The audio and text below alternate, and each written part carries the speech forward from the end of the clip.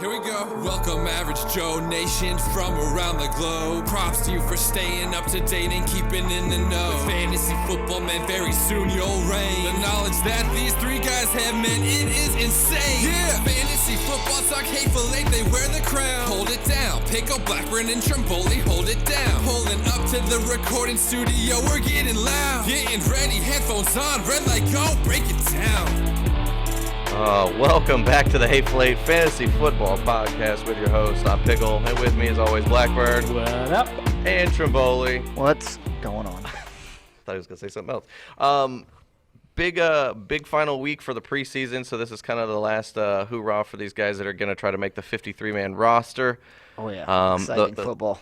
The starters, for the most part, made it through week 3, the dress rehearsal, as we'll get into the fantasy news and notes here in a bit, with some big surprises that may or may not have ruined your weekend if you had a draft last weekend, particularly around that Saturday to 6 to like 8 o'clock time frame. I guarantee you it ruined some people's drafts. So, but you can follow us on Twitter. We are on Facebook, Instagram. We are on all the podcast platforms, YouTube, and then for the Dayton local people that they can actually watch us on DATV. It'll be 10:30s on Friday and then 4 p.m. on Sundays, and that's throughout the whole rest of the football season. So nice.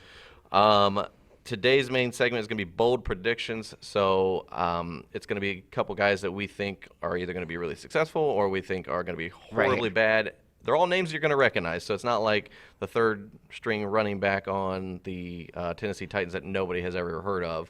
It's going to be guys that everybody's heard of, and we may upset some people, for good or for bad. Ben Smith. Damn. Out of – never mind. I was going Montana State. I was going to throw like a random state, but he's the water he's boy. The one. So before we get into fantasy news and notes, we talked about last week the playbalto.com setup. It is a weekly pick'em for the entire season. So once you get into the pick'em contest, you will have to pick every week, and every point is a win. Losses you get none, and then at the end of the year they automatically tally it up. Winner's going to get a prize pack. It's a winner takes all. We don't award for participation. So if you're in to win. That's all it is. So the main prize is they signed Tyler Boyd jersey. Which remember, is you don't need the line. You just pick the team. Yeah. Right. If you're not first, you're last. I like it. Ricky Bobby said Bingo. it best. So you'll be able to find that on our Twitter account feed, as well as on the if you watch it on YouTube or on any of the podcast platforms, you'll be able to see that in the information. I guess I don't want to call it the information block, but the bottom where all like the different links are, we'll include that as well. So we should put a link on the website.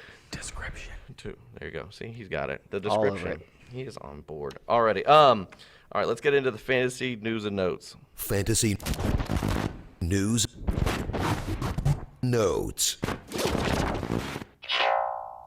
All right, fantasy news and notes presented by Sleeper.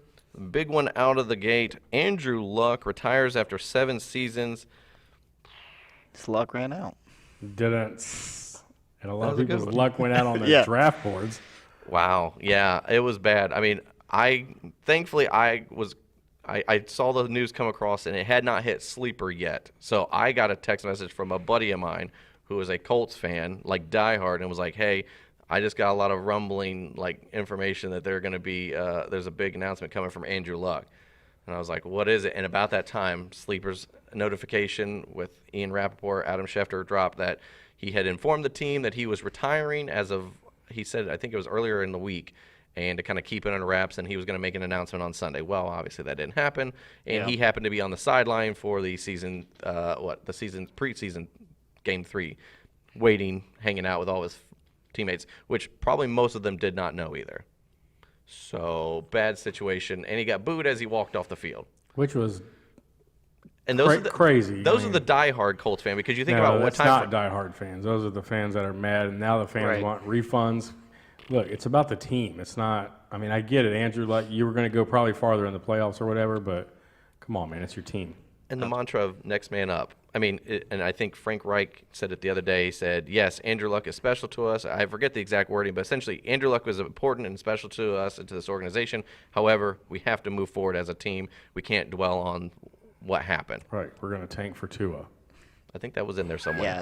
Yeah. But I think he said that under his breath. But yeah, He went from Super Bowl contender to tank for Tua. Right. you may not All even in win your one own minute. you may not even win your division now. Yeah, So. biggest beneficiary of this, the Texans. That division's wide open Yeah. for them now. I was just Absolutely. saying, it went from Watson being probably the number 1A, 1B top quarterback in that division to solidified number 1 quarterback in that division with no Andrew Luck. Because, I mean, you got Marcus. I can't play Yeah, a he's whole like game. he's like Mariota, the 6th best quarterback in that division. and there's only like 4 teams that start. You know what? So, If this comes out that Luck was debating on this, like, earlier even. well, they It said was 2 weeks ago. 2 was. weeks ago. He Well, I was. mean, to even him. before that. Oh, If yeah. it comes out it's been even longer, that possibility, but they've been trying to play it off. The fact they weren't in on Rosen at all, Right. Or anybody. that scares me. Or, yeah, Bridgewater for that.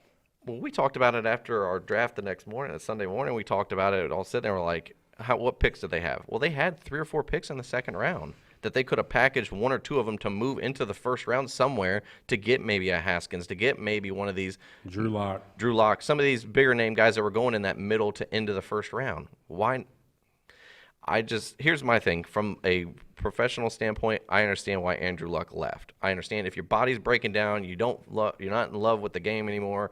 It's just not fun. You've got a young wife, you're youngly married, you got a kid on the way, you got a lot to, from a life standpoint, going Yeah, forward. you're in the prime of your life, and you Yeah. can walk away from the game, and the Colts could have recouped $25 million, and they didn't. They just let him keep it. But from the Colts standpoint, I understand it's the mantra next man up. I don't think it's disrespectful to Luck. I think it's just we have to move on. Otherwise, we're just going to sit in this lull. If we're going to have any chance. Right. Jacoby Brissett literally just walked into a Super Bowl contending offense and I would say, top half defense.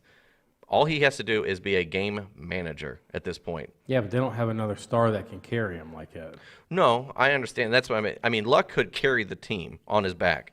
I'm saying Jacoby Brissett, if Frank Reich, and he has found ways to make backups work. He had Nick Foles. I mean, he's brought other guys in his different points to make them successful. I just think that if they're going to be successful, they have to move forward, and they have to make Jacoby Brissett a game manager and not a game leader, if that makes sense. Otherwise, they're screwed. Listen, I don't mind it for a stretch of games, 4 or 5 maybe max, for the whole season. This is not good.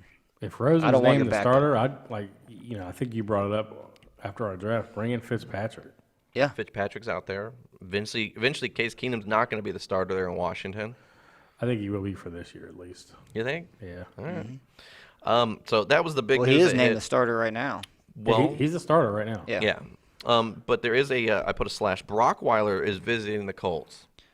For you guys that's not familiar, that's Brock Osweiler. Yeah. We call him Brockweiler, and that's trash. Yeah. Yeah. So he That's rough. apparently was visiting the Colts this week. There's got to be somebody else out there. Apparently. Listen, All right. I think Nathan Peterman would leave LA. According to John Gruden, he's the next Or not coming LA, of I mean, Vegas. He's the next coming of Brett Favre if you listen to him.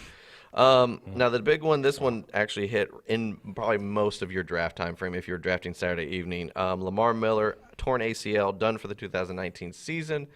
I saw the hit. I mean, you knew something bad was happening. It was like just the more of second play of the game. It was more of a wait and see how bad it is, and it was bad. So torn ACL, he's done. Duke Johnson officially assumes the RB1 role. They've got a rookie that they drafted in the middle to late of the draft that's going to probably be the backup, and unless they go get a Jay Ajayi or make a trade for a Melvin Gordon, somebody, Duke Johnson's going to be There's the tons one. of rumors out there. There's Melvin Gordon. There's Rashad Penny. There's Jordan Howard. Well, the one you just said that earlier, Jordan Howard. I love that. He's Especially fading. if they want to go Miles Sanders in Philadelphia. Jordan Howard fits in Well, perfectly. they showed a here in stat on Houston. the Philly game the other day that I was watching. There's like 7 running backs on that team that could legit be on a roster. Yeah. They have that much talent at the running back position. I mean, That's why bringing back Sproles was so eye-opening. Yeah. And Clement, Smallwood. I mean, they got a bunch of players. So I could see them getting rid of Jordan Howard. I mean, that would be a good trade, I don't mind it. even for draft picks. Well, I love it because Duke Johnson can't carry the every down back role. He really can't. He Right. can't. He's not a 250 attempt guy. He's just not that. Right. I don't know. We'll see. I just know there's a lot of question marks, a lot of names being thrown out for this position. And if nothing else, if you happen to draft and you took Duke Johnson somewhere in your draft, you at this moment have a starting running back. Oh, he's a heck of a value here. He's a flex guy, nothing else. Worst case scenario, he's a flex RB2 weekly for this team. I mean, you saw what Lamar Miller did with little to no excitement. Well, I seen a post that night after all the drafts were over. Some guy had Zeke, Luck, and Lamar Miller on his team. Yeah, that's a really good draft. That's a bad day. That's a bad day. You just cash it in for the year. That's all right. He came back on the turn with Melvin Gordon. He's set now. Set. He is just ready to go. Anyways, so, and then Jerick McKinnon. Oh, I just dropped this one. Melvin Gordon returned week 1 per the beat writer for the Chargers, Eric Williams, said he has a, end quote, hunch he'll be back week 1. Yeah. Yeah. Well, I got a hunch. I want some chicken wings later. Yeah. This is That's a true. joke. That is We should be able true. to eat while we do this I podcast. thought about that. So I say likelihood that he returns week 1, scale 1 to 10, 1 being he's not showing up, 10 being, yeah, he'll be ready to go. What do you think is the likelihood? 4. I'm sitting at like 4 or 5. I was Right, about I am 4 or too. 5. There's nothing coming out of his camp. No. That's my thing, is at least you hear banter, which we'll get into here in another couple of spots out of Zeke's camp. He's not around the team. He's not seen in the stadium or all Right. that kind of stuff. There's none of that. It's just this beat writer guy. Right. Yeah. So unless my only thing is I'm thinking maybe Melvin Gordon's representatives have paid this guy to say this to kind of keep his name relevant because, I mean, it's all Zeke is all you hear and the talk of running back. So, and then Jerick McKinnon had another setback with the knee recovery. I think he's going to probably be on the IR. Trash. Yep. So your Tevin Coleman take, it just got You got in brighter. the corner. Aaron Jones and everybody scoot over. We got McKinnon coming in now. All those Cleveland players back away. Right. So you got McKinnon's probably going to go to the IR. Best case scenario, he goes to the PUP for the first 6 games. Worst case scenario, he's IR. Either way, Tevin Coleman and Matt Breida are your starting 1A, 1B. I mean, and eventually, I don't think it's a problem for them because we've seen that offense can carry 2 running backs. Mm-hmm. I mean, Shanahan's offense in general can show it can carry 2 viable fantasy options. So Man, they look like geniuses now going after Coleman. I mean, Yeah. think about it. They thought they had everything, McKinnon, Burrito there. yeah, Now all of a sudden, McKinnon's out, Coleman's in. It's just it's a plug Yeah, and but play. Coleman couldn't carry the load in Atlanta no, and that's why I think you had to keep Burrito. because last year Coleman was supposed to be the guy, and he disappointed.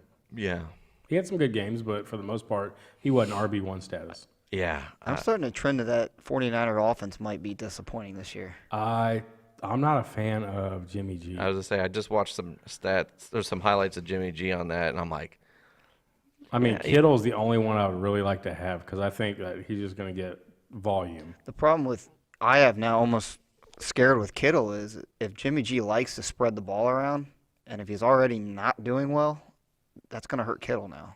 Your volume numbers don't look as exciting. yeah, I don't know.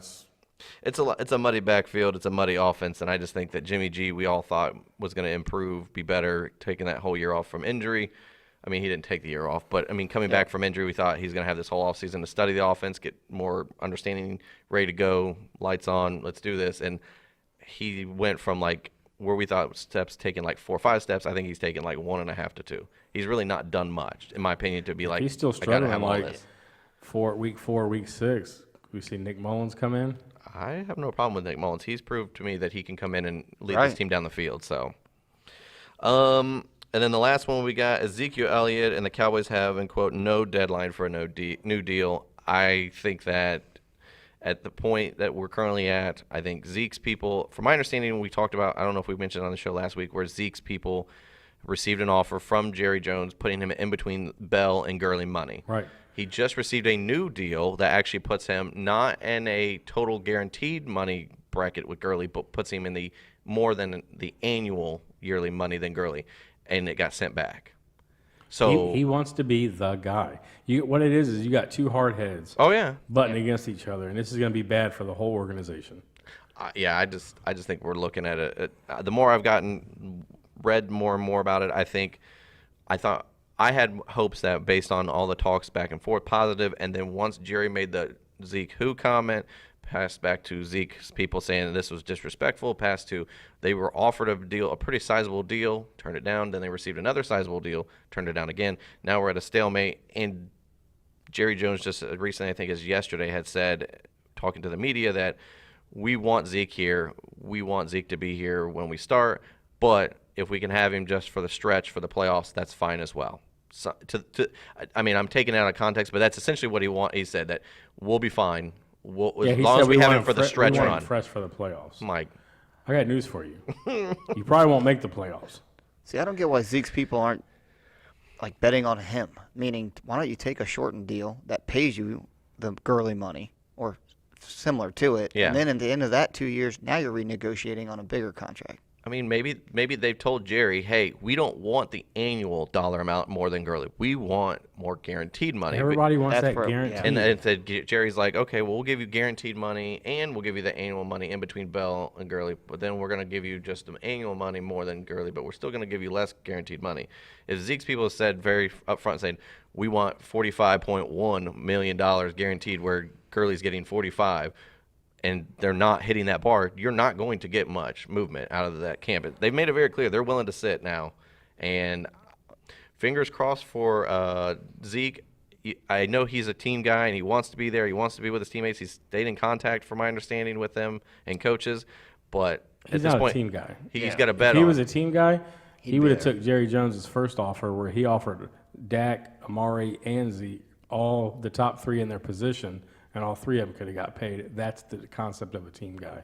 Zeke's being childish right now. Well, I guess not in that context. I meant like in the context that he wants to see his team do well, but Yeah, I he has to get that. wish at this point where he's standing financially from a contract standpoint, he has to wish that Tony Pollard plays like crap. He has to wish that that offense looks like crap for however many games he's got to sit to get Jerry to pull the plug and And say, I think "Hey." it will. I mean, Right, but I feel like he's we're also- literally heading into this as Emmitt Smith situation. Problem and is, it's gonna he's hope- working under a contract that was agreed upon in the CBA. Yeah. And he had nothing to do with that before he was in the league. I get that, but this is where we're at. And the problem is there's a work stoppage coming rumored out there Next year. to come. And I think that's why these guys are looking for their guaranteed money now. because they don't know what they're going to get, Right. how quickly this new CBA is going to get signed. So. Yep. All right. So we talked about Melvin Gordon's likelihood. Week 1, Zeke's 1 to 10. Where are we sitting at? 0. I don't think he's going to be there. So you think his chances are even less than Gordon now? For week 1? Yeah, absolutely. Yeah, his people are going to send a message. He's out. Yeah. I was saying 0-1 was If my thought. you guys ended up getting Zeke in your drafts, you better go get Tony Pollard. If he's available. Yeah. If he's not available, Sorry for you. sorry. Yeah. I mean, it really looked like at first that Zeke was going to be the one that wasn't going to beat the Bell situation, and Gordon was, and now I think it's flipped. I mean, with this last deal being thrown back and him basically with this no deadline for a new deal, I think that pretty much puts him into that Bell category now. So if Gordon comes back week 1, does that hurt or help Zeke? Or does I it think even they're both matter? going to. I think they're Well, both. I don't think Gordon's going to get near the money that Right. Zeke and Gurley's getting.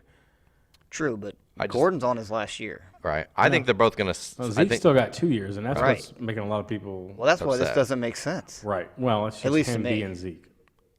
I think. He this wants is- to be the top dog. Yeah. He knows what his shelf. I mean, the running backs. We talked about this off air. The running backs know their shelf life, and they know what coming they up. get. It's going to happen. You're going to get Fournette. You're going to get all these guys. McCaffrey, Kamara. Yeah, that's they're- it. And I want these guys to get paid because Well, they're going to To want an more than extent. Zeke, and then they're going to want more than the next guy, and then That's how it works. That's how Yeah. the quarterback thing started. The wide receiver thing started. The running back position is the only one that's not really started yet, and the tight end position hasn't even tried. So, No, no, right. I know. All right. we're just going to stop. Yeah, we will. All right. Let's go ahead and get into the main segment today. Bold predictions. That's a bold statement.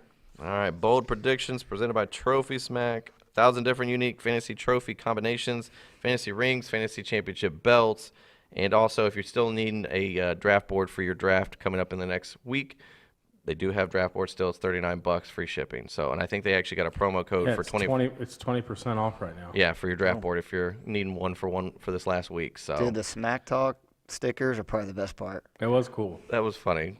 Appreciate people just having those. I mean, because you don't really see those in other boards like the Smack Talk stuff. I mean, but all right, Blackburn, we'll let you go first with yours since you got one. I would say in the B-Dub line of sauces, you've got one No. that's a little bit on the hot and one blazing. Let's go with good wings. I do not like B-dubs. All right. Well, the real hot take here is whether Popeye's chicken sandwich is better or Chick-fil-A. Well, I haven't been able to taste the Popeye chickens because the 2 times I've went, it says sold out. So That's the I know I shame. haven't either. So did you? No, Oh, okay. But I heard- but I like Popeyes. I do too. So I've heard that it's pretty comparable, like as close as you can get to being Chick-fil-A without being put it this way, I Chick-fil-A. eat so much Chick-fil-A, I'll probably say Popeyes right now.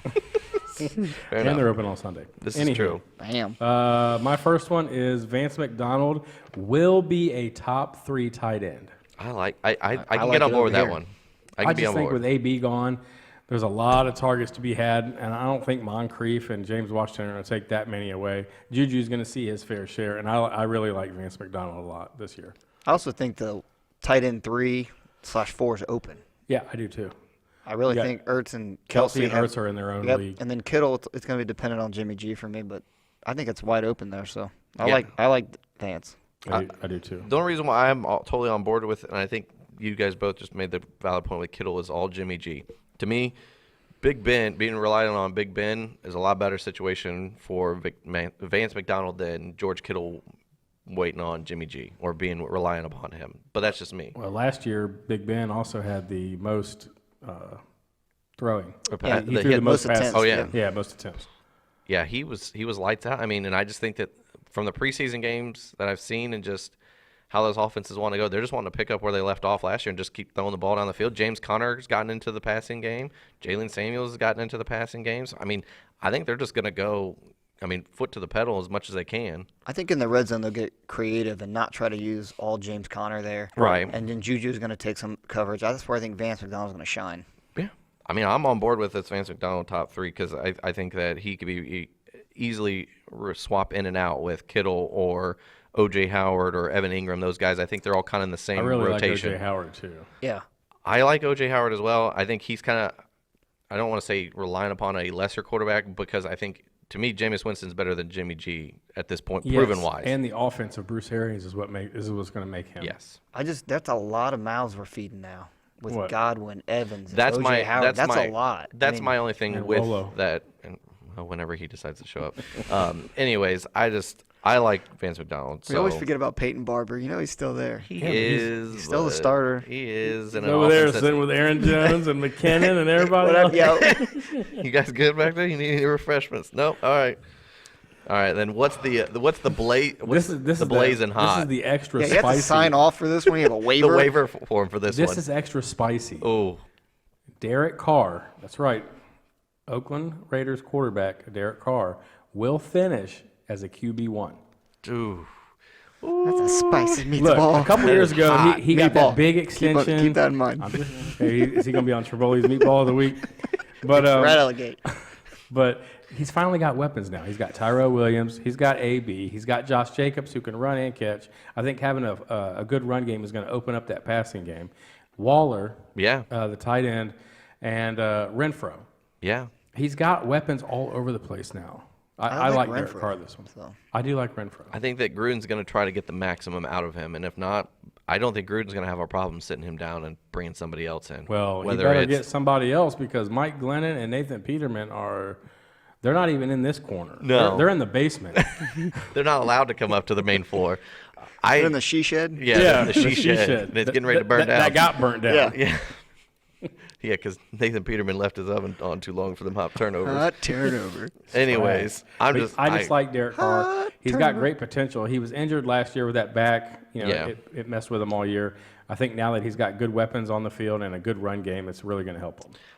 I think his ceiling is definitely a top 12 quarterback. Yeah, I'm not saying he's going to be top 5. No. But I think 9 to 12 range, it's not out of Well, reach. that's why it's bold. Right. It's not. You're not saying it's definitely going to happen, but it's in the realm of possibility. Speaking of bold, sorry to interrupt. No. I read a thing yesterday on Twitter that this guy said Lamar Jackson is going to outscore Patrick Mahomes. I saw that on was that CBS who dropped that. Yes. I think so. I was like, what? That's just clickbait right there. I was going to say, that's definitely what we would call a clickbait. Listen, he cannot Good run gosh. enough to get in there. Well, he said, Lamar Jackson said, and I quote, he's going to throw the ball at least 30 times per game. Lamar Jackson. Like backwards, like a lateral. Like, That's a. I don't know. I'm just saying he said 30 pass attempts a game is I what guess he's that aiming new shuffle pass. I mean, he could do that a I ton. mean, Who hurt that what guy? you do when you're warming up on the sideline is up to you, but 30 passes, he could do that on the yeah, sideline. listen, that guy's like, listen, I clicked like millions of times. Right. No, there's no way. I don't think so either. Unless, knock on wood, Patrick Mahomes gets hurt, there is no way that Lamar Jackson could be. He's getting beat by Lamar Patrick Jackson. Mahomes could be out for a quarter to half the season and still outscore Lamar Jackson. This is actually pretty true. When you throw 40, 50 touchdowns, Yeah. that's unreal. How are you? Did you see his press conference, Mahomes? He was like, Travis Kelce said, we're going to pass the ball. We're going to pass the ball. And even when you think we're going to run the ball, we're going to pass it again. So I like that. Dude, there's just a all swagger in. about that team right now I really like. Well, I mean, you think about just Lily except for like the addition of like Damian Williams, Darwin Thompson, their offense really is the same as what Alex Smith had. And I mean, you saw a different thing about, like you said, the swag, the way that they carried themselves. It definitely dynamic. changed. I mean, Patrick Mahomes is. He just carries His himself arm different. talent, his arm talent's ridiculous. I mean, he's very much a Brett Favre type gunslinger. It's just but with a bigger arm. Just let it rip. I'll stand back here, flick of the wrist, and it's 50, 60 yards down the field. Now, he's not Josh Allen's arm strength, but to me, Patrick Mahomes is more of what he's like I said, a Brett Favre. He can throw the ball hard and he can throw it far. It's controlled Yes. accuracy. He kind of reminds me of Aaron Rodgers when he used to follow the playbook instead of just creating everything at the offensive line now, Sandlot which he does. football. Right. So I like Patrick Mahomes, and I just think this offense. I mean, you look out there. They had Tyreek Hill. They've got Sammy Watkins. Even though yes, he's not always healthy. When he is, he can be dynamic. He's still a mismatch for people. Right. Then you've got I forget the third wide receiver they've got now. Hardman as well, the drafted. Oh, I know what you're talking about. He's a bigger physical wide receiver, kind of like a Dwayne Bowe type. But anyway, so. Then, I'll be honest, I don't even know. And then Darwin Thompson, the running back, part 2 to Damian Williams' compliment. I mean, I saw Darwin Thompson run a couple of these little out routes, and even Damian Williams like an out for a running back. And I'm just like, there's no weakness on this offense. No. I mean, the only time this team is going to be weak is if Patrick Mahomes were to get hurt. That's literally the X factor in this offense. They just have speed everywhere. DeMarcus Robinson? Yes, that's it. He's a bigger physical wide receiver. So, I mean, I just think that they've got weapons across the board. As long as Patrick Mahomes is the quarterback, that team is going to be hard to beat every week. There's just no way. In the last preseason game, he threw like an 80-yard touchdown pass to Damian Williams. Yeah, for all those naysayers. I mean, their points, I don't know what their points per game were last year. I forget the number off the top of my head, but it was far above anyone else in the league. Yeah, that team's just special, and I think that they've got to capitalize while they got Mahomes under that rookie deal. Absolutely. But Derek Carr, QB1. Listen, we're writing it down. Now I'm going to throw this away. Extra spicy. I actually don't mind it. I mean, your previous one was that you had previously that you threw out there initially. I was a little hesitant about. Yeah, and I thought about it more. I just let my feelings get in the way. I don't like Baker Mayfield. I know. Well, don't worry. I did the same thing, and I retracted mine too. But for me, Derek Carr being a QB1, so in that, I think he's definitely got a top 10, 11, 12, somewhere around that region. That's where I'm looking if the offense does exactly what they should do with Gruden in there, and I mean, Gruden has made quarterbacks who have been into valuable fantasy options. So. I'm just saying. Well, what you need to watch is he's stepping up in the pocket. I don't know what beat writer it was because I wish I'd give him credit, but he said basically when he took that knee injury, he's got kind of like the Carson Palmer effect. He hasn't been able or safe or comfortable stepping into a throw. Right. So he's been kind of thrown off his back foot, which is that's where he goes from those big numbers. Now he's going to like a mediocre, now the bottom tier of the league numbers. So if he's safe, comfortable, can step up in the pocket, I mean, we've seen he can put up big numbers. Right. I mean, he's going to have probably the best wide receiving core that he's had since he's been in Oakland. Yeah. I mean, Cooper Crabtree was decent, but I like Brown and Tyrell Williams. Plus Renfro being in it, I think that's going to be a help, and I think Gruden's going to use him. Check down. I mean, if you're with me, knock on wood. I'm just saying. I'm in on this. All right. One knock. Hello. All right, Trimboli. Who is your bold predictions on this one? All right, my first one it's in the medium mild range, but Chris Carson's going to finish a top 10. Okay. RB. I think that's. I can see it. I could eat those wings. It's very easy because listen, they ran the second most attempts in the league last year, 526. I mean, who doesn't want a part of that? Well, they led the league in rushing, I think. No concern for Rashad Penny? Baltimore had more attempts. Not 8 yards. Yeah, absolutely. I think also got a quarterback that's trying to play running back. Right. And then the other thing, everyone's worried about Rashad Penny. Who cares? Because Mike Davis vacated like 112 attempts last year. There's still plenty of football to go around. Yeah. The stat I love, though, is 5 weeks last year, he scored 18-plus points. Yeah. I mean, how's that not a top 10 RB? Yeah. I mean, I think his floor, and barring any injuries to Russell Wilson or himself, I just think that he can't. How do you put him outside the top 12? Right. That's my thing is I just don't know how you can keep him outside that top 12 Well, and then lineup. what's starting to jump, I mean, if you haven't drafted yet, his ADP is starting to go up, is the more talk they say about him trying to catch the ball in the backfield. And we're starting to see it in preseason now. They're really getting him involved in the passing game, and that's only going to make him go even higher. That's icing. Yeah.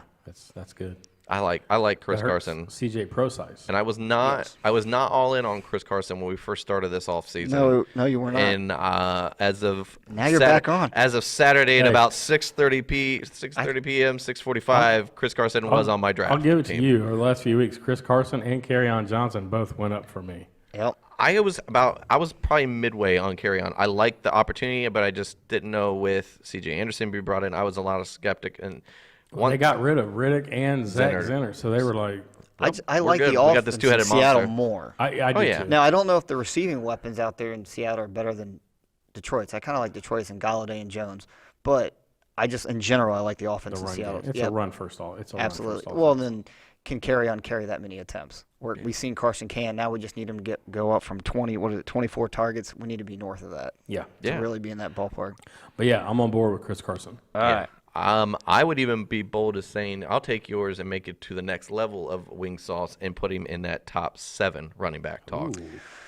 So I Now want Are to you getting eating those spicy. wings, Now or we're you getting passing spicy. the plate Here's to the why left? I'm not that high on him yet. Okay. All that I talked about last year, he did 9 touchdowns. Yeah. We need more than that Yeah. to get in that top 7, especially because these guys in the top 5 really can score. And Well- that's what's going to separate you. Well, it hurts you when you got a quarterback that likes to run in the red zone. Well, the only reason why I think I can put him into the top, right around that 7-8 spot, is because currently at the unknown of Zeke, currently at the unknown of Melvin Gordon. With those two guys, those are 2 top 5 running backs, top 6 running backs right there Fair that enough. are probably going to be bumped depending on how many games. If we're looking at Zeke missing 4 to 5 games and Melvin Gordon somewhere in that 2 to 3 games, that's going to bump them outside that top 5 or 6. Potentially. So I'm just saying that's the only reason why I got Chris Carson. So I guess maybe it's not as a bold when I put that kind of little asterisk next to it, but that's just what I look at it as. That's fair. But Especially now- with Gurley's probably not in that top 5 mix anymore, top 6 mix. So I can see that. Yeah, that's where I was looking. I was like, well, what if we're looking at the Gordon and Zeke maybe not showing up for the first 3 to 6 games? Don't you think Carson has the opportunity? I think he has the opportunity to be in the top 7 at this Absolutely. performance. But What's funny, I was holding on to this for so long, but the longer this offseason went, the more this became a bold prediction to like a medium. yeah, no, I understand. But I mean, I would tell you thank you for Chris Carson because he's sitting on my Yeah, team I based know. on your mild to medium hot take. I don't know. I shouldn't have said a damn word. Kept my mouth shut. He'd be on my team. I'd be happy, but instead, he's on your team. And There's I gotta always watch trades. it. It's okay. You got Delvin Cook and David Johnson. That's who you wanted. It's not bad. I wanted Chris Carson. Well, I wanted Go over Delvin here and Cook, cry and in I the ended up corner. taking Joe Mixon. So call it a win. All right. Now let's get to the bold part here. Oh, this is a bold one. I like this one. Robby Anderson Oh, Lord. will finish Oh. as a wide receiver 1. Ooh. That is. Get on board, That is people. He needs some milk. He needs some Yes. milk. Yes. Get that waiver. I need to sign that waiver to get on board with that one. I am on board with the Jets offense, actually. I am too. I am as well. I'll let you finish before I say my piece. No, so with me, it's Bell's changed this offense now for me. Yes. Darnold in his second year, I really is going to think he's step up. I love the Jameson Crowder addition to this offense also. I think he's going to be the slot guy. He's going to eat up the volume. That's not where Anderson's going to get his points. For No. me, it's going to be the over the top and the touchdowns. Yeah. So when I look at guys who I think can jump to that top 10, we just talked about it with Carson. He only had 9 touchdowns. I was nervous to get him into 5. Well, in the last 2 years, Anderson's had 13 touchdowns. 6 last year, 7 the year prior. You know, that's more touchdowns than Julio Jones, T.Y. Hilton. Who's the last guy I have? And OBJ. The same 2-year span. And those guys we think, are top 10 guys. Well, OBJ was hurt the 1 year. True. That is true. But Julio didn't get his Right. first touchdown last year until like week 8. Yep, and True. like I said, we still T.Y.'s always a tweener Sure, guy, and yeah. Brandon Cooks was another one up there who tied him with 13. We think he's up there. So, what we need from him though is consistency. He's a roller coaster. He's Tyreek Hill when he had Alex Smith. He's going to give you the 100-yard game and 2 touchdowns, Boomer and then he's going to bust. have 5, maybe 2 receptions for 40 yards. Yeah. Right. That's going to be part of his game. That's something you just have to rely on. But I think he can get to double-digit touchdowns. I think he can get to 1,000 yards. And I think we're going to have him wide receiver 1 here. I like the Crowder, though. I think Crowder's going to lead the team in receptions. I think he will, too. I just don't think Crowder's going to be the touchdown guy. No, you're right. It's going to be Anderson's getting the touchdown, or Bell. And when I had to retract, like we were saying earlier, was I almost wanted to take Bell out of my top 10 because Adam Gase has not shown that the running back's going to score the ball on the ground. In the last 2 years in Miami, he only scored 10 rushing touchdowns. Yeah, but he didn't have a running back. He did not have Bell, I know. So I retracted that because Bell is a different back. And you paid him. I look at Gates when he was in Chicago, and they had Matt Forte, and I compare Matt Forte and Le'Veon Bell to almost kind of like the same type of back. And I think Le'Veon Bell is going to see the same receiving targets that Forte did, and he blew it up. Right, but I looked at his numbers, though. So that year, Chicago actually and Forte went backwards from the year prior. Right. He was under 1,000 yards rushing. Now listen, he was hurt. He got hurt that year too. His receiving yards were less. His targets were less. He had 130 the year prior. He was under 100. I think he was at 94 under Gase. So that's. Well, I'm just saying it's not totally comparable. And the offense went from like in the top 10 to an 18th ranked offense. All that scares me for Bell. Right. But I still love the offense, the way they're clicking right now. They almost, like I just said with Kansas City, a little bit of a swagger. I feel like the Jets have a little bit of swagger. I don't think they're going to be the record's probably going to be 9-7. Let's just be honest. That's what Adam Gase coaches you to. But I still think there's guys on this roster that can be fantasy relevant. I do too. Yeah, I mean, and I will tell you, I was really trying to look because, I mean, when coming into the league, we specifically, I know for sure, were not high on Sam Darnold because we saw what he did against Ohio State, what he did against upper echelon defensive competition, what he did last year starting.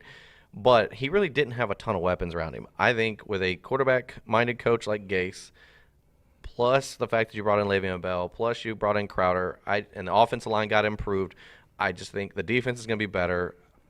The defense got way better. Yeah, so I'm just saying, I think across the board, I think this team is going to be better. I do think that they're probably looking at that 9-7, 10-6, but it wouldn't surprise me if they went 8-8 either.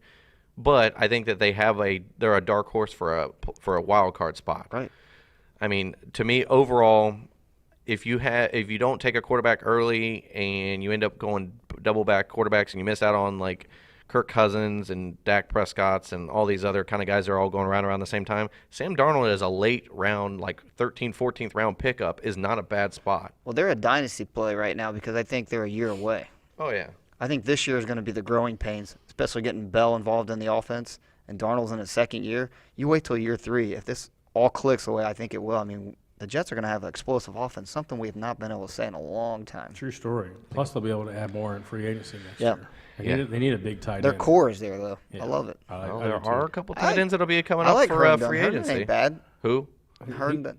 Herndon, Suspended, he's suspended Yeah. for I think the first like 4 games, so Right. we'll see. But I mean, he's a young tight end. I think could be fine. It's just being suspended for the first 4 games does kind of hurt his opportunity. Yeah, this year I get it. I just meant as we Right. proceed further in the future. So, Robby Anderson, write it down. Top 12. Yep. What do you think's his ceiling? So it's 12. I know you think he's right at that 12 Yeah. mark. Okay. But he needs to even get to wide receiver 1 for the volume he has. He needs to have Double-digit touchdowns. Yeah, absolutely. So for me, that he needs to get 3 more than his career best. So Which is not out of the question. No, it's No. not. Especially with an improved offense. He was Yeah. playing with a trash offense and he had 6 to 7. I did the average. numbers. So if what I just said to you, and the receptions being at roughly 67 or 68 by the time you do his averages, he'd finish at like 232, that 220 to 232, which would have put him at last year the wide receiver 11. There you go. So All right. So for me, I'll go with the mild one. I shouldn't say mild. This one's kind of a little bit bold, but not too bold because, I mean, depending on whether or not you like this offense or not. But Jared Goff will be a top 3 quarterback. Top 3? Top 3. I moved it up from top 4. That's pretty spicy. It yeah, is. now that's spicy. So, well, I looked at it. So through weeks 1 through 5 with a healthy Cooper Kupp, Goff was the quarterback 4. We saw that offense was just humming, moving up and down the field at will on people. Then from week 6 to 16 without Kupp, Goff was the quarterback 10. He ended up finishing as the quarterback 7 last year with majority of his games out without Kupp. If Kupp is healthy, Kupp is ready to go, that offensive weapon trio of Cook, Woods, Kupp, which we've all talked up, and then Gurley. Yeah. I just think the defense is good. Offense will be fine. Don't forget about Higbee And Everett. I'm just saying they've got weapons across the board. So That's the jersey we need on the wall, right, by the way. and with Higbee. with Sean McVay being the I guess the captain of the ship, I just don't see how where he was in that first 5 games was a quarterback for how if he goes a whole 16 games with these guys, how he can't be a top 3 quarterback. And I know you look at Goff, you're like, really? What does he do? I mean, Goff is not like a highlight reel guy where you're just like, oh my gosh. He's not like a Patrick Mahomes where he's like throwing dimes everywhere. No, but you got weapons all over the field. Right. It's chunk play, big play. And then it's inside the 5 and Gurley runs it in, or it's a short throw out route to Kupp or somebody. I mean, that's usually what their offense is. Well, that'd be the difference this year. If they don't go Gurley in the red zone, they let Goff throw it. That's a huge addition. So I just think that was my biggest thing. I was like, you know what, top 4. But then I was like, well, he was top 4 when Kupp was in. So I'm going to go one step above that to top 3. I mean, I still think Patrick Mahomes is the number 1, and I think Deshaun Watson is probably the number 2. Goff, Baker Mayfield somewhere in that region, to like the 5s-ish, 5, 6, 7. I just feel like once you get outside the top 2, really even maybe top 1, it's kind of like it gets a little bit – you can kind of interchange guys. You know, all he needs is some rushing yards, and he would be an easy Yeah, 4. but he's not going to be doing No. Right, he's not. It's not a part of his So game. Don't sleep on Matty Ice. No. Oh, not at all. I like Matt I like Ryan. that. So do I. But anyway, so top 3 is what I've got. Rodgers is still in the mix there. I mean, Yeah. don't totally go away from him. So I got a bold one for me. The first one was top 3 for Jared Goff. That's pretty spicy. It is. Now, if you thought that was spicy, this one might be even spicier. Duke Johnson, RB1. That's very spicy. Yeah. I mean, they're already talking about bringing in trades. Right. Because like you said earlier, I don't think he's going to be able to shoulder the load for the whole season. This is dependent on them not bringing in a J.J. or trading for a Melvin Gordon. This is them riding out what they got or picking up like a Zach Zenner, somebody that's not like an upper echelon running back. Complimentary. Right. So I looked still. at Duke Johnson's finishes from the last couple years. 2015, running back 23, he had 165 touches. 2016, running back 30, 126 touches. Running back 2017, running back 11, 156 touches. 2018 last year, running back 38, only 87 touches. So with 2018 touches for the Texans last year, both guys are gone now, Lamar Miller and Alfred Blue and Deonta Foreman. You're giving up 235 touches for Lamar Miller and 170 touches from Alfred Blue. I didn't even throw in Deonta Foreman's like 40 or 50 touches. So you're looking at upper almost 300-plus touches that they're going to have to divvy out to somebody. And if it's just Duke Johnson and this rookie backup. Nah, I think they're going to bring somebody else in. That's why I think a complimentary back like a Jordan Howard actually helps Duke Johnson. Right. I'm just saying if they bring in an upper echelon guy like a J.J. who's going to want to be the guy, Yeah.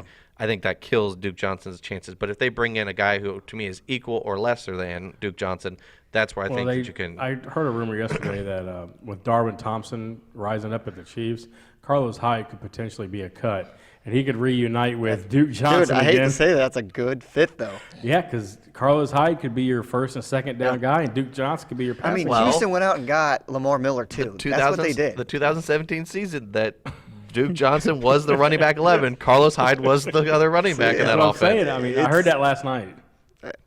I kind of like that. I do too for Carlos Hyde. I'm just tired of seeing him bounce all over the AFC. Well, I feel bad for he's just bouncing all over anyways. But anyways, so Hey, he's still getting paid. That's he all would that be a matters. good fit there. Him and Duke Johnson is 1 and 2. That'd be great for that offense. yeah, because I feel like the backup. I don't want to like try to. I don't know what his name is. I can't remember. But I looked at some film. He's kind of like a pass catching back too. So I feel like if they're gonna bring in somebody to complement Duke Johnson, it's got to be a more. I want to say not beefier, but just a little bit more like ground and pound type running back. Right, you so, need which you would need be a Carlos first and Hyde. second down back. So I just don't be surprised. Unless like That's what Detroit did out. Unless bringing Duke in Johnson C.J. gets on that CMC diet and he packs on like 40 pounds of muscle. all in his biceps, Jeez. looking like that Robert I don't Turbin. know how he gets his hands over his head. Robert Turbin can't. Yeah, Robert Turbin. That guy looked like he had semi-tires as biceps. Good gosh. No wonder why he got hit with dope charges. Anyways, It's neither here nor there. Zing. Anyways, Just keep going. I don't want it to stop. so those were a couple of ones that I had I like it. from mine, and then I like them all. the one that I was looking at today and trying to think through of what if Miles Sanders, if we do, because Jordan Howard I thought of him maybe going to Houston as well, or I didn't even think about Carlos Hyde. Sorry, Carlos, but I wasn't even thinking about him. But Carlos. but I'm saying if We still love you. Miles boy, Sanders is the top running back or the lead running back in Philadelphia for whatever reason, whether Yes. that's by injury subtraction or guys get traded, cut, whatever, what is the ceiling for Miles Sanders as the true RB1 in that Philadelphia high-flying offense with just weapons galore for Carson Wentz, mind you, who I hate talking about the Eagles in a positive, but Me too. Tired. I want to say RB1, but I think he's a fringe guy. Yeah, he's in that 12 to 15, 16 range. Because I don't know what he's going to We be don't in the know- red zone. Like, Right. I don't know if he's going to get all those opportunities to Right. score. Right. okay. Zach Ertz is the red zone monster. And that's And where my head was going. Goddard. Yeah, exactly. So Okay, I just was curious because I saw somebody had posted that they had their bold. I mean, there's bold predictions kind of going out right now, Yeah. and I tried to stay off social media to not try to sway my thoughts either way. But I did see somebody make a comment saying if Miles Sanders is the true running back one in that offense, his ceiling is, and I think I saw running back. I think it was running back 9 or 10 was what they said, which I don't think's out of the question if he's getting the red zone touchdowns. But if it's Well, just it's just like what Blackburn said a little bit ago. They have so many running backs on that roster that they're going to use them, and they want to extend Miles Sanders' career as long as they can. Absolutely. And most of these teams have gone back to splitting this backfield up a little bit. I mean, look at Sproles. Yeah. He was the guy there for a while in San Diego back in the day, or L.A. back in the day, and then Yeah. each team he went to, he was the complimentary guy, and he's been in the league now for I don't even know. Well, the dude has Double made a digit living off of being undersized Right. and being a pass catching back before it was the cool thing to do. Yeah. Really think about it. I mean, I know this is a sidebar, but I really feel bad for a guy like Reggie Bush. Dude came in too early for what talent he had. Well, the NFL was different then. Right. I'm just saying his skill set could have been successful in this type of, I think, era of running backs with Christian McCaffrey's, Alvin Kamara's. I mean, I really think that Reggie Bush was those type of guys before they showed up and this offensive style changed. But that was what I always felt bad for Reggie Bush because they used him in that type of high-flying style at USC because they had Lindell White being the bruiser guy. Power guy. Yeah. So, but when he got to the NFL, the Saints tried to make him a inside the tackles guy, and it's like that's just not his thing. Right. So, Well, his size was a little small. right. Compared, like even Kamara's size is probably pretty comparable to Reggie Bush's, but he's got a complimentary back there. Right. Right.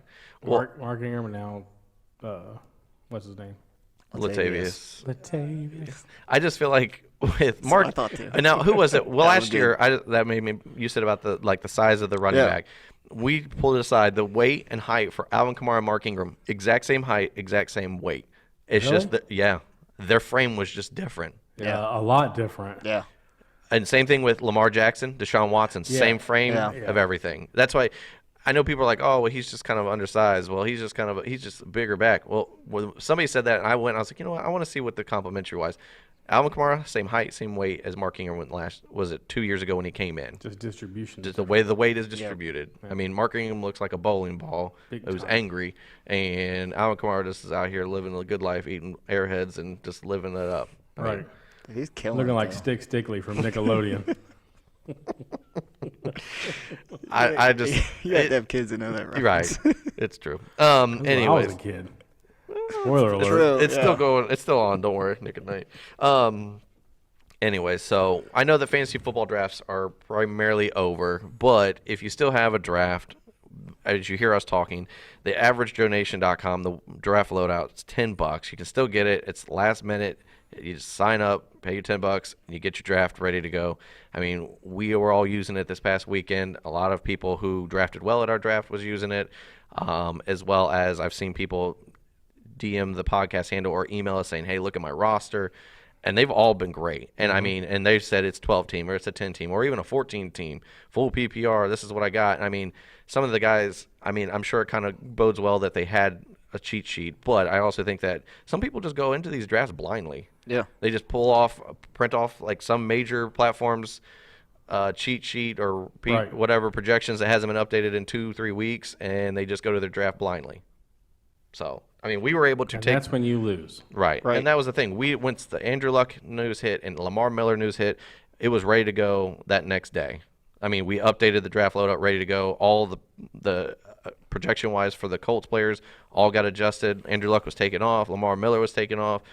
Duke Johnson's got bumped up. I mean, so that's just what we're trying to help you guys out, because what's good for a cheat sheet that's 3 weeks old at this point. True. So, Well, you know what? Still use those major platforms that are free. Print them Yeah. off.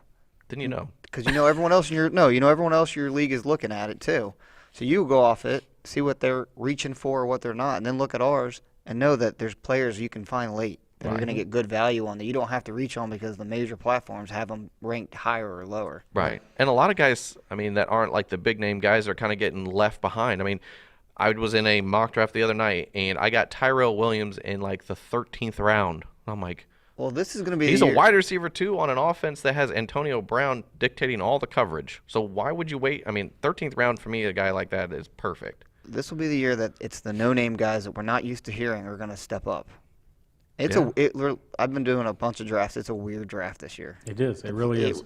I think you had talked about, and you had talked about over the weekend, that once you get past like that 5th or 6th round, guys, it becomes personal preferences as to guys' names kind of jumble all together. Running backs, wide receivers all kind of start falling together, and it's more of who do you think's got the best opportunity, and it's your personal preference at some point. Well, I'll tell you what, even if you wait on the quarterback, which I always do, you're looking at, do you want a running quarterback? Do you want the one that's going to throw more? I mean, it's all together. It's just different this year. Like normally it's set out in stone. You can kind of know where you're at. But like there's tier guys at the top and bottom of that tier, they could just float at any moment. Yeah. You can make an argument for either one. True. All right. Did you guys have anything else? Nope. All right. So the big thing is you can follow us on Facebook, Twitter, and Instagram, as well as on the podcast platforms, as well as YouTube, DATV, like we said. If you are on the YouTube or the podcast platform, just hit that subscribe button, like, comment, whatever you want. We're always there to answer questions. And with the season quickly approaching, it's about ready to get fun. That's the fun part. I'm ready. 1 week from tonight. Bears, Packers. I know. And Can't wait. who was I just heard Jay Cutler's going to be there for that Thursday night game. Is he going to throw an interception? Yeah, he is. I mean, if they need him to, I'm sure he can. Still got He can that reach into sweet that bag of stash. tricks and do it. I I don't still know. just remember that trick play where he was down at the bottom and he was screaming. even And he was try. just standing there like, Didn't even try. I sold it. I sold it. So, and then as well, the hateful8ff.com, the articles, and then we still have the apparel there, but the articles is what you're going to start seeing, the start sits, the waiver wire pickups, trade talks, all the different like in-season articles that you kind of come to expect from everybody. The guys are getting ready, they're preparing, getting their stuff ready to go for week 1. So, and like we said, the averageDonation.com, the website's still up and running, and it will be all the way up until Thursday morning, September 5th for your drafts help. So if you have a late draft all the way up until Monday, Tuesday next week, we still have that covered for you. $10. So, and then the new thing that we're talking about, the in-season projections for weekly projections, that's going to be transitioning into, and it's on our. If you sign up to be a member of of our Patreon account, which we'll put the links in the podcast as well as in the YouTube side. You sign up, it's $10 a month, and it gets you weekly projections. So that's 4 weeks per month. So for $10, so what's that, like I'm not good at math, $250 a week? Yep. $250 a week, and you get projections, and it gets you who to pick up, who to drop, waiver wire stuff, and it helps you, and it's going to have all the different scorings, just like the draft loadout did. So to me, if you're somebody who's really trying to get out of the bottom of your league, this is where you want to start at. If you already did the loadout, you're already halfway there. So I should have a meatball team ranking. you should. Do not touch this week. This is the meatballs. Aaron Jones. Here, Jones. Whoa, So Bill Lindsay. right. But anyway, so for $10 a month, which ends up for the fantasy football season, it's $40. So $40 to win your championship. I don't think that's really a bad deal in my opinion. So No. It's really not. no. If you really think about how much effort you're really like scrambling and tinkering and frustrating yourself trying to think last minute, I just think it's worth it. So, and then Listen, there's no price for victory, championship. Come on. what? It's priceless. Oh, I thought you were True like, story. this is true. It's good to feel when you win a championship. We've only won one in our personal league, but it was good to feel that way. Finally, after years of accomplishing nothing. In second place a bunch. That's Well, pretty neat. We called you the Buffalo Bills, I think it was after last year's, right? The 90s Buffalo Bills. They only had one more than you did. So far. Where's my bowl game? You know, when you get gifts. Where's that stuff? I need that. My Super Bowl gifts. I didn't even get they gave me I won shirt that I didn't win. You know, they give us that. I don't want that. I finished second place and all I got was this T-shirt again. Yeah, give me that. There you go. All right. And then, like we said, on Twitter, you can follow us. I'm at JPickleTH8FF. You can follow Blackburn at JBlackburnTH8FF. Do it. And at FTrim Yes. TH8FF. Meatball himself. Let's do it. The king of the meatball himself. So a lot going on. Next week's going to be big with we're going to have the Thursday night stuff as well as we're going to have the Sunday weekend or I guess the weekend Monday we want to call it set up. So we got it's called The Good, the Bad, the Ugly, and we're going to bring that back again this year. So and then we're going to try to figure out how to do the Thursday night primer setup. We're going to keep it separate obviously still, but we're going to figure out how we're going to incorporate that, maybe change it up a little bit. So Sounds good. all right. Anything else from you guys? That's it. Thanks for listening, guys. Yep. Appreciate it. We'll see you guys next week.